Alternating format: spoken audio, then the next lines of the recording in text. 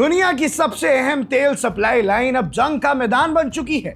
Straight of Hormuz अब एक सिर्फ रास्ता नहीं बल्कि मौत का कुआं बन गया है। और अब सबसे बड़ा सवाल है, क्या यह सिर्फ वार्निंग है या वर्ल्ड वॉर 3 का ट्रेलर? स्ट्रेट ऑफ हॉर्मूज अब सेफ नहीं है। वहां पहले 2 भारतीयों शिप पे हमला हुआ और उसके बाद उसी दिन कुछ घंटे बाद और शिप्स पर भी हमला हो गया। सैटरडे का दिन था लेकिन समुंदर में शांति नहीं, सिर्फ टेंशन थी। रिपोर्ट्स के मुताबिक ईरानियन गन बोट्स जो इस्लामिक रेवोल्यूशनरी गार्ड कॉर्प्स के अंडर आते हैं, उन्होंने एक और टैंकर पर फायरिंग कर दी है।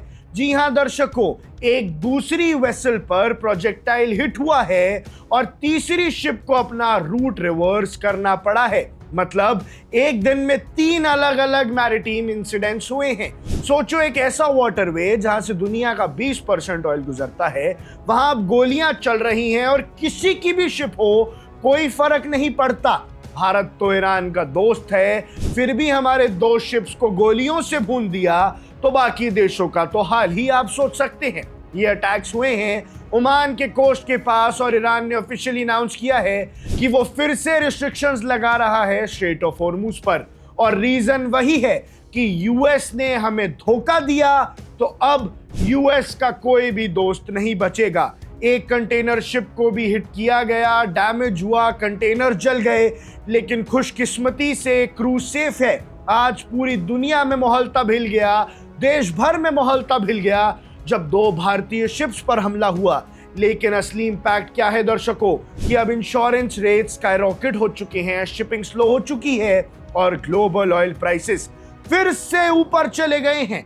इसका मतलब आपके पेट्रोल पंप तक का इसका असर बहुत जल्दी आने वाला है।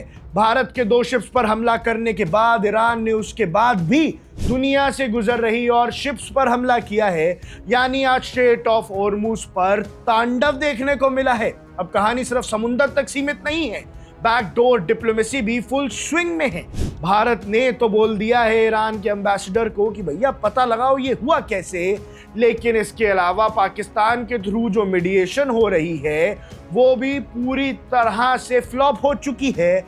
यानी पाकिस्तान ने जो मीडिएशन कराई थी उसका भी बट्ठा बैठ गया है। यूएस के प्रपोजल्स को रिव्यू करा जा रहा है, लेकिन ईरान ने ऐसा जवाब दिया है कि डोनाल्ड ट्रंप हिल गया है। डोनाल्ड ट्रंप ने बोला था कि नेगोशिएशंस प्रोग्रेस कर रही हैं, लेकिन हम ब्लैकमेल टॉलरेट नहीं करेंगे। बड़ी बड़ी बातें की थी, लेकिन आज एक ही दिन में ईरान ने पूरी दुनिया को बता दिया कि हॉर्मूज पे कंट्रोल का मतलब क्या होता है। यानी एक तरफ बातचीत की कोशिश हो रही है और दूसरी तरफ हमले तेज हो गए हैं। पीस टॉक्स मंडे को होने वाली है, लेकिन यूएस ने कंफर्म नहीं किया और कुछ रिपोर्ट्स का कहना है कि ईरान ने तो कह दिया हम नहीं करते भैया पीस टॉक, जंग में जितना दम है लगा लो, हम शांति की बात यूएस और इजराइल जैसे डरपोकों से तो नहीं करेंगे, ऐसा कह रहे हैं मुज्तबा खमीनी। अब सवाल ये है, क्या ये आइसोलेटेड इंसिडेंट्स हैं या फिर एक कैलकुलेटेड प्रेशर टैक्टिक कि भैया हम भारत को भी दबाव में लाएंगे, यूके को भी दबाव में लाएंगे,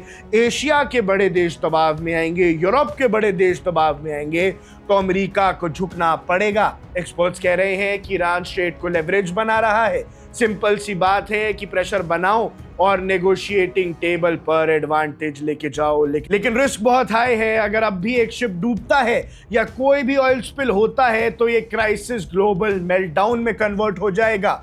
तो आज का बिगेस्ट टेकअवे ये है दर्शकों कि स्ट्रेट ऑफ हॉर्मूज अब सिर्फ ट्रेड रूट नहीं है, एक टाइम बॉम्ब बन चुका है। और जब तक डिप्लोमेसी क्लियर नहीं होती, हर गुजरता शिप एक रिस्क है, चाहे वो भारत का ही शिप क्यों ना हो। ये सिर्फ एक रीजनल कॉन्फ्लिक्ट नहीं है, बल्कि ग्लोबल इकोनॉमी की हार्ट बीट पर डायरेक्ट हमला है। भारत नाराज है ईरान से कि क्यों हमारे शिप पर हमला किया गया, लेकिन आज स्ट्रेट ऑफ हॉर्मूज में मौत का तांडव देखने को मिला।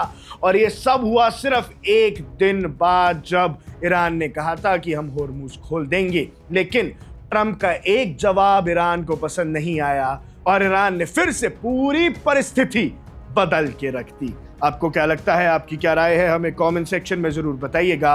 अब दिख रहे हैं वन इंडिया, मैं हूं आकर्ष Kaushik. Subscribe to One India and never miss an update. Download the One India app now.